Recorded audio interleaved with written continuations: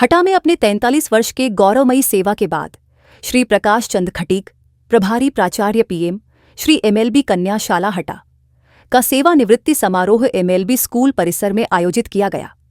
इस महत्वपूर्ण अवसर पर स्कूल शिक्षा एवं परिवहन मंत्री राव उदय प्रताप सिंह विशेष रूप से उपस्थित हुए और कार्यक्रम में शामिल हुए। इस समारोह में पशुपालन एवं डेयरी मंत्री लखन पटेल, दमोह विधायक जयंत मलैया, हटा विधायक उमा देवी खटीक, जिला पंचायत अध्यक्ष रंजीता गौरव पटेल, पूर्व जिला पंचायत अध्यक्ष शिवचरण पटेल, हटा जनपद अध्यक्ष गंगाराम पटेल, पूर्व मंत्री डॉ रामकृष्ण कुसमरिया, भाजपा जिला अध्यक्ष श्याम शिवहरे, नपा अध्यक्ष शैलेंद्र खटीक, बहादुर पटेल, रत्नेश खटीक सहित कई गणमान्य नागरिक और छात्र उपस्थित थे। इन सभी गणमान्य व्यक्तियों की उपस्थिति में कार्यक्रम की शुरुआत हुई, जिसमें श्री प्रकाश चंद खटीक के लंबे और गौरवमयी सेवा काल को याद किया गया और उनके योगदान की सराहना की गई। ये समारोह एक महत्वपूर्ण अवसर था। बहुत के बाद आयोजन समिति से आग्रह होगा कि अतिथियों को आज हटा में सेवा कार्यक्रम में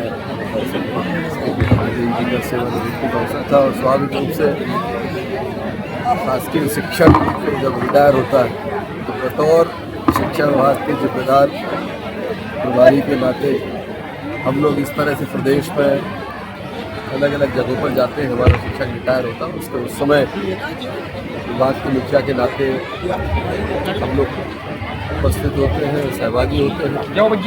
इससे उनका मान भी बढ़ता है और हमारे माननीय शिक्षकों में एक संदेश भी जाता है कि सेवानिवृत्ति के बाद भी सरकार आपके साथ बधाई देना चाहती है कि अच्छा उनका कार्यकाल सेवानिवृत्ति का यहाँ पूरा हुआ और आगामी जीवन के लिए भी उनको सर, आपने मेरे रिजल्ट की बात करी।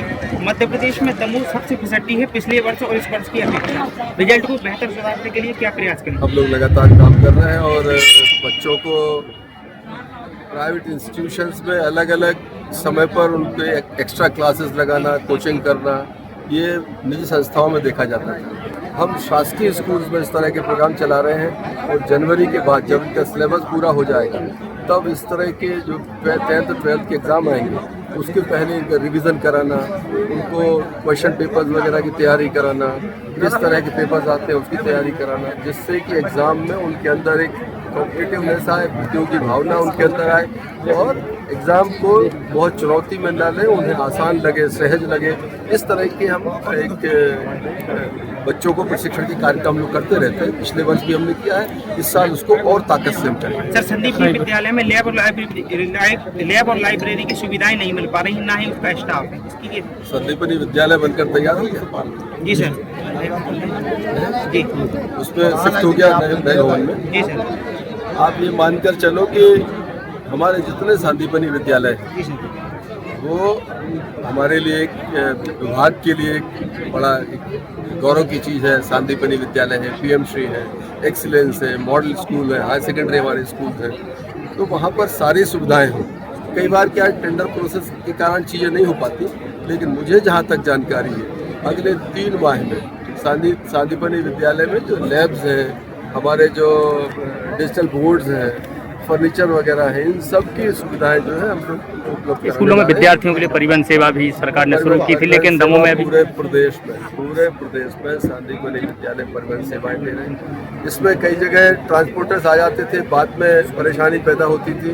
हमने नियमों में बदलाव किया है और कलेक्टर्स को एम्पावर किया है कि जिन दरों पर वहाँ टेंडर हुआ है, अगर बसेस चलाने में दिक्कत आ रही है तो आप उनको रद्द करके स्थानीय स्तर पर उसी दर में बस अगर मिल रही तो लगाकर बच्चों की यात्रा को सुगम करें। वो भुगतान विभाग जो है कलेक्टर के माध्यम से करेगा। तो हम चीज़ों को सरलीकरण कर रहे हैं और क्या है कि कोई चीज़ की नई शुरुआत होती है तो एक समस्या आती है, लेकिन उस समस्याओं का निराकरण करके बच्चों को बेहतर से बेहतर सुविधा मिले, समय पर मिले, संसाधन समय पर उपलब्ध हो, इस बात के लिए विभाग सजग भी है। और माननीय मुख्यमंत्री हमारे मोहन यादव जी के नेतृत्व में शिक्षण व्यवस्था सर्वश्रेष्ठ हो, इस बात की विभाग चिंता करते हैं। आप इस में आए हैं, यहाँ पर जर्जर स्कूल भवन है। आप मेरे